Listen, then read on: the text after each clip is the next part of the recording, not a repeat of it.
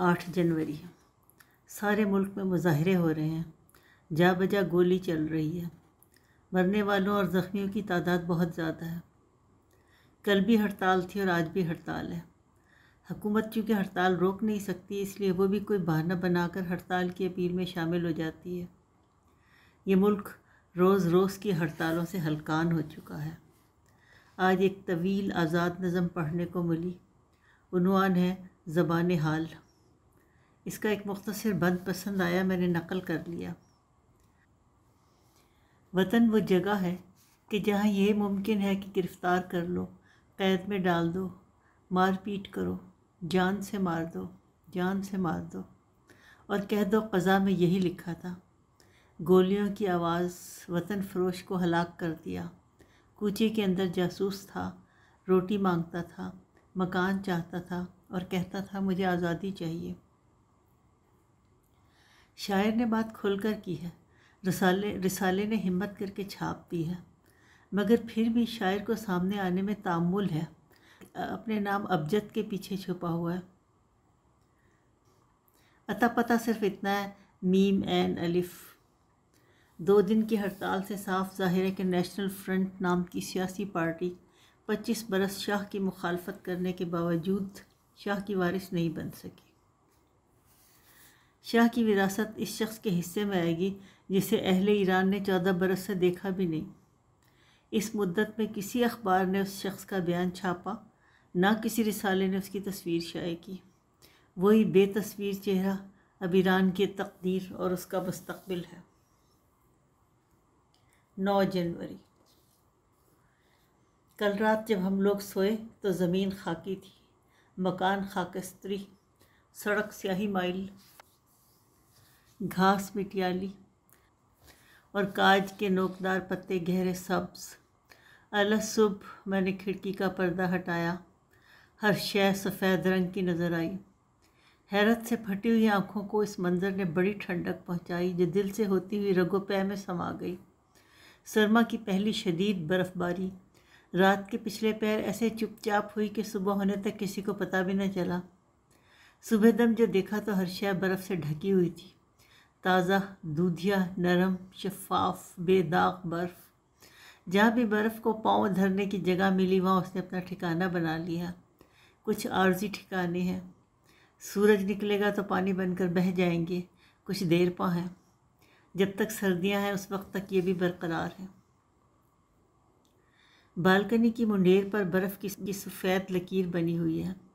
گلاب کے سخت جان کانٹوں کی نوک پر بھی شبنم کا موتی جم کر رہ گیا ہے۔ کاج کے تنے میں کسی نے سفید سلائیاں چبھو دی ہیں، کالے پھاٹک پر راتوں رات کسی نے سفید رنگ کر دیا ہے۔ رات کے اندھیرے میں کوئی اس کے سنہری ہینڈل اتار کر لے گیا ہے اور ان کی جگہ سفید چاندی کی ہینڈل لگا کر چلا گیا ہے۔ گھر کے لان میں واقع تیراکی کا تالاب، جس کی گہری نیلی ٹائلیں ہر وقت پانی کو آسمانی بنائے رکھتی تھیں، آج زمین میں شیشے کی طرح جڑا ہوا ہے۔ میں نے پردہ بند کیا اور اپنے 2 ٹین ایجر بچوں کے کمروں کی طرف بھاگا۔ میں نے انہیں جھنجھوڑ کر جگہ دیا کہ آؤ ایک عجیب و غریب منظر دکھاؤں۔ وہ آنکھیں ملتے ہوئے میرے پیچھے آئے۔ میں نے ماسٹر بیڈ روم کے باہر کی جانب والی شیشے کی دیوار کے پاس انہیں کھڑا کیا اور یکدم دیواری پردے کے ایک پرت کو جھٹکے کے ساتھ دائیں اور دوسرے کو بائیں طرف ہٹا دیا۔ حیرت سے جو دبی دبی چیخ سلمان کے خشک حلق سے نکلی وہ سننے کے لائق تھی۔ مسرت سے جو چمک عالیہ کی آنکھوں میں پیدا ہوئی وہ دیکھنے کے لائق تھی۔ جن کے لیے دنیا محض مٹی، ریت اور گرمی سے عبارت تھی، وہ برف کدے کی پہلی صبح کے پرجلال نظارے میں کھو گئے۔ بچوں کو حیرت زدہ اور خوش دیکھ کر جو والدینی مسرت مجھے ہوئی وہ ساری عمر یاد رہے گی۔ آج کا دن محمد رضا شاہ کو بھی ساری عمر یاد رہے گا۔ وہ جن کا ہاتھ اس کی پشت پر تھا انہوں نے اپنا ہاتھ کھینچ لیا ہے۔ امریکہ نے کھلے بندوں آج سے شاہ کا ساتھ چھوڑ دیا ہے۔ ایک بیان چھپا ہے کہ ہم شاہ کے ہوا خواہ یہ ضروری سمجھتے ہیں کہ شاہ کو ملک چھوڑ کر چھٹی پر چلے جانا چاہیے۔ لو، وہ بھی کہتے ہیں کہ یہ بے ننگ و نام ہے۔ اگر شاہ پور بختیار نے شہنشاہ کو ایران سے باہر جانے کی اجازت دی تو گویا وہ اپنے پروانہ مرگ پر دستخط کرے گا۔ ایک بیان اگر شاہ ملک چھوڑ کر چلے گئے تو کمیونسٹ اس پر غالب آ جائیں گے، دوسرا بیان۔ اور یہ بیان بری فوج کے ہوائی دستے کے کمانڈر منوچہر خسروداد کا ہے۔ ایران ایک گلا سڑا سیب ہے، کسی وقت بھی درخت سے زمین پر گر پڑے گا، تیسرا بیان۔ یہ خروشیف کا بیان ہے اور کئی سال پرانا ہے، آج یاد آ رہا ہے اور تازہ خوشبودار سیب کی طرح لگ رہا ہے۔ بختیار آخری آئینی حل ہے، چوتھا بیان۔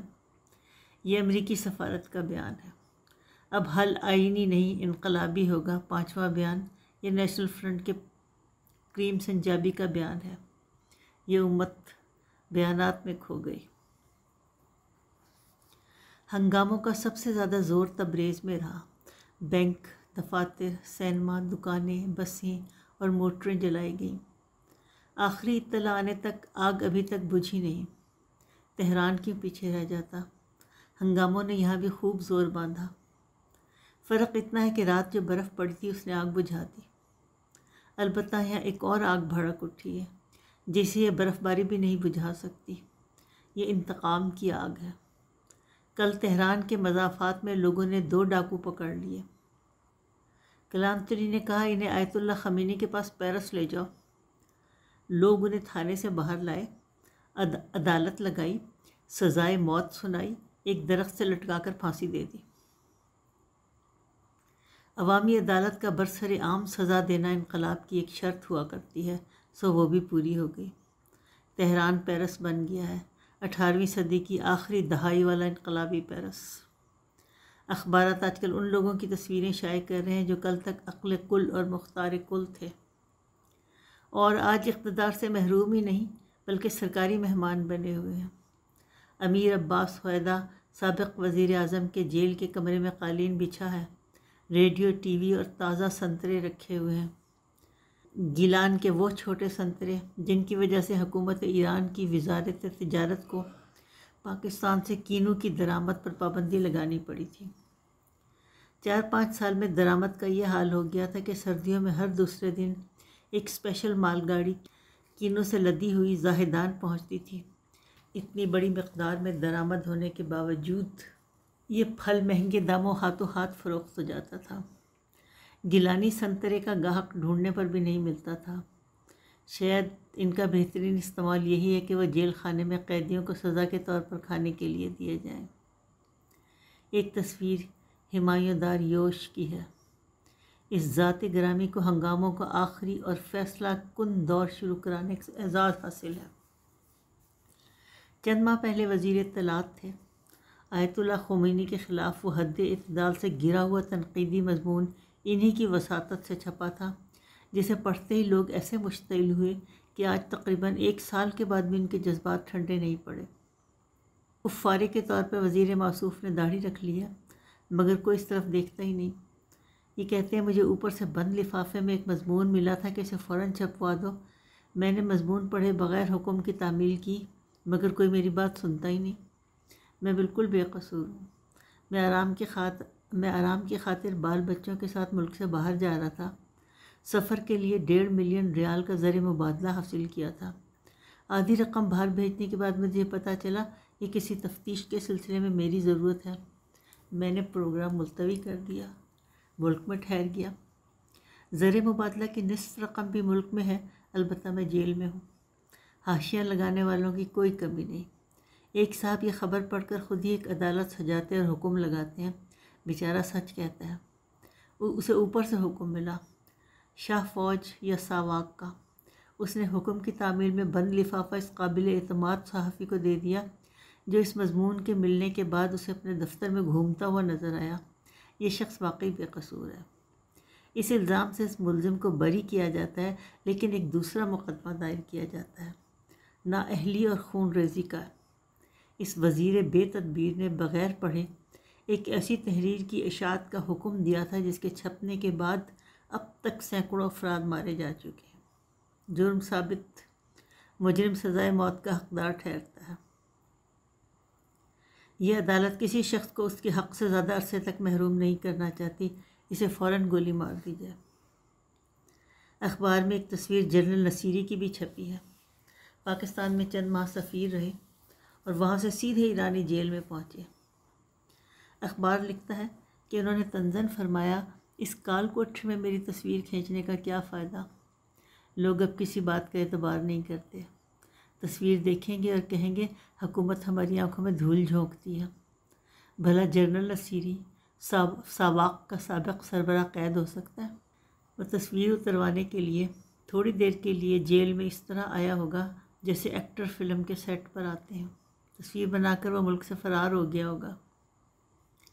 اخبار کا پہلا صفحہ ماضی کے وزیروں اور حال کے اسیروں کی تصاویر سے بھرا پڑا ہے۔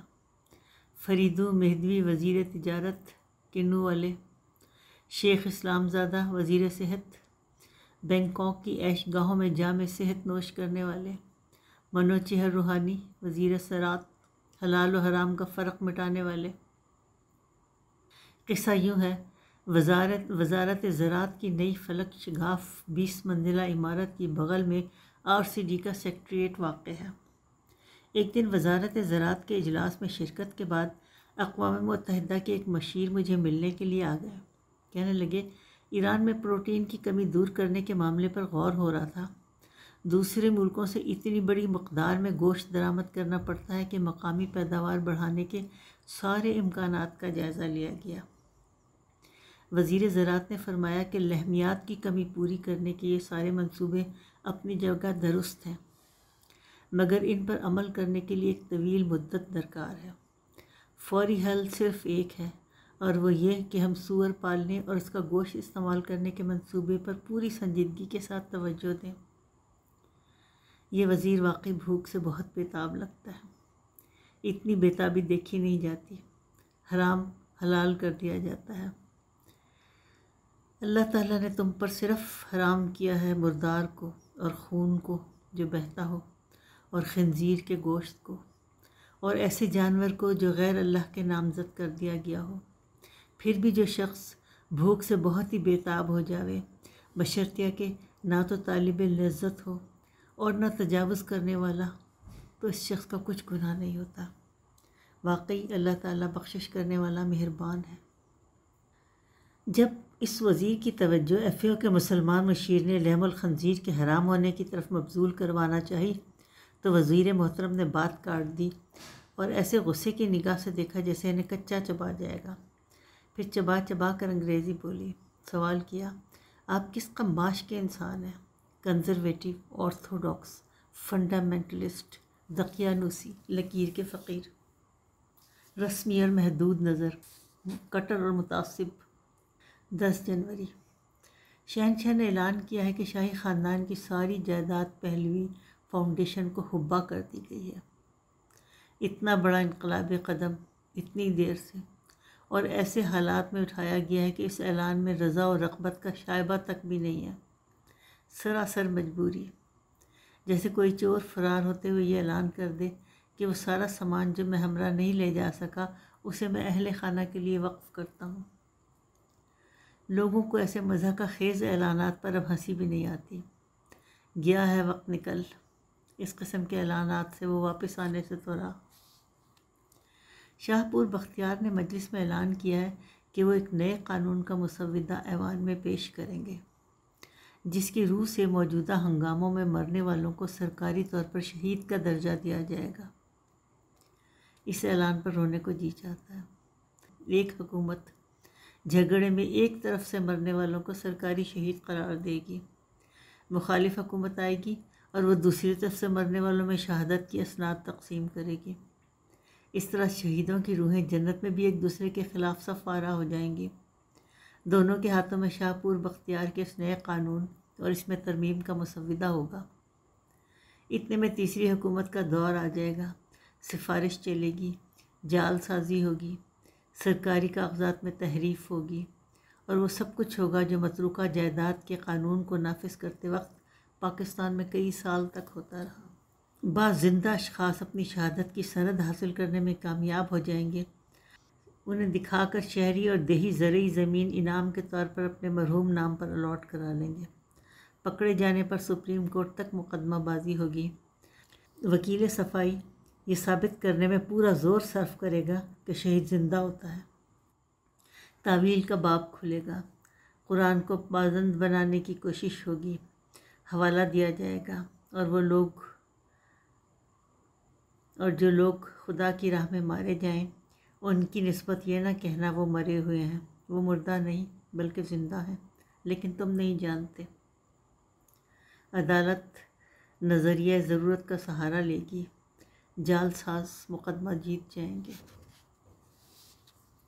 گھنٹی بجی، خانسامہ قربان حسین پھاٹک تک گئے، پہلے پوٹھواری میں اردو ملائی، پھر اس ملغوب میں بڑے فخر سے فارسی کے 2 4 5 الفاظ شامل کیے جو انہوں نے بڑی مشکل سے پچھلے 3 ماہ میں سیکھے تھے۔ گفتگو کی کوشش ناکام ہوئی، بڑبڑاتے ہوئے واپس آئے۔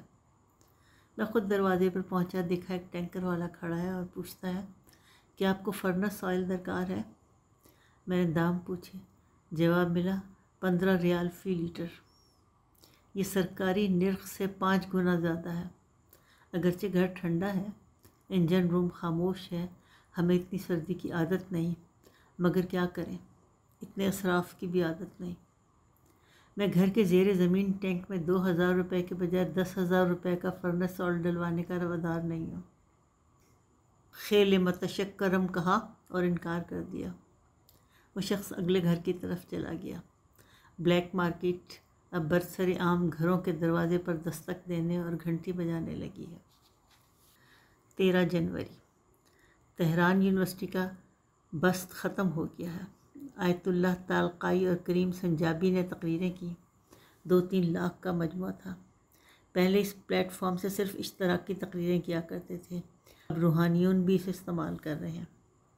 نیشنل فرنٹ کے مقرر 3 درجے پر ہیں۔ کل تک بولنے والے منقار زیر پر تھے یا خود ہی زیر زمین تھے، اب یہ کفن پھاڑ کر بول رہے ہیں۔ جس دن سے شاہ کے چھٹی پر جانے کی خبر آئی ہے، اس روز سے شہنشاہ کی مذمت سے لوگوں کو گرمانا مشکل ہو گیا۔ اگر جلد ہی کوئی اور موضوع میسر نہ آیا تو جلسوں کی رونق ماند پڑ جائے گی۔ ہر مقرر کوئی نیا شگوفہ کھلانے یا نیا شوشہ اٹھانے پر مجبور ہے۔ ایسا لگتا ہے جیسے شہنشاہ کی جگہ امریکہ کو ملنے والی ہے۔ اس سپر پاور کو جتنا برا بھلا کہیں، داد اسی نسبت سے زیادہ ملتی ہے۔ مجلس میں بحث جاری ہے، گاہے ٹی وی پر دکھائی جاتی ہے، گاہے ریڈیو پر سنائی جاتی ہے۔ اخبارات بھی مزے لے لے کر رودات چھاپتے ہیں۔ یہ اظہار رائے کی آزادی بھی 12 مسالے کی چاٹ ہے۔ مجلس کا ایک رکن کہتا ہے، جناب وزیر اعظم، آپ انقلاب کے خلاف ہیں، اس لیے آپ کی حکومت کی کامیابی ناممکن ہے۔ دوسرا مقرر کہتا ہے، آپ کو امریکہ کی پشت پناہی حاصل ہے، سنا ہے جنرل ہیوز فوج کو آپ کے حق میں ہموار کر رہا ہے۔ آپ خود مختار نہیں ہیں، آپ کے پاس کسی دوسرے کا دیا ہوا مختار نامہ ہے۔ وکٹر داریوش نے کہا، وزیر اعظم بختیار، تم مطلبی اور موقع پرست ہو۔ اشرف حریری نے کہا، حکومت میں حکمرانی کی صلاحیت اور قوت ہی نہیں ہے۔ لطیف شیخ الاسلامی نے کہا، آج ملت اس مقام پر کھڑی ہے جہاں اسے دوست اور دشمن کی تمیز ہی نہیں رہی۔ ایک مقرر نے کہا، یہ کیسی آزادی ہے، کوئی کام ہی نہیں کرتا۔ کسٹم والوں کی مثال لے لیجئے، 2-3 ماہ سے محکمے میں کام بند ہے۔ ایران کی تجارت تباہ ہو گئی ہے، خوراک کی قلت پیدا ہو گئی ہے۔ حالات اسی نہج پر چلتے رہے تو وہ دن دور نہیں جب لوگ ایک دوسرے کو مارنے اور کھانے لگیں گے۔ شہنشاہ کے چھٹی پر جانے کی وجہ سے ایک شاہی نیابتی کونسل بنائی گئی ہے۔ آیت اللہ کے واپس آنے اور اسلامی حکومت بنانے کی خاطر ایک انقلابی کونسل تشکیل دی گئی ہے۔ تضاد بڑھتا جا رہا ہے، مقابلے کی تیاری اعلان ہو رہی ہے، ٹکراؤ ہوگا، لوگ ایک دوسرے کو مارنے اور کھانے لگیں گے۔